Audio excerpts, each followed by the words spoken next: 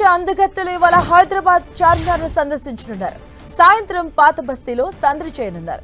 చార్మినార్ నుంచి లాడ్ బజార్ వరకు heritage walk చేయబోతున్నారు. ఈ సందర్భంగా పరిసరాలు వీక్షించనున్నారు. అంతేకాకుండా చార్మినార్ లో షాపింగ్ కూడా చేయబోతున్నారు.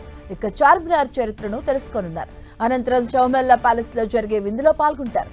ఈ సందర్భంగా సంప్రదాయ వైద్య కచేరీ కొనసాగబోతుంది. ఇక నిన్న నల్గొండ జిల్లాలోని నాగార్జున సాగర్ కు వెళ్లారు అందాల భామలు. బుద్ధవనంలో ధ్యానం చేశారు. సాగర్ లో సందడి చేసిన సుందరీమణులు బుద్ధవనాన్ని పరిశీలించారు. అక్కడ కొద్దిసేపు ఫోటోషూట్ లో పాల్గొని సాగర్ అందాలను ఆస్వాదించారు. బుద్ధవనం నాగార్జున సాగర్ యొక్క చరిత్రను తెలుసుకున్నారు.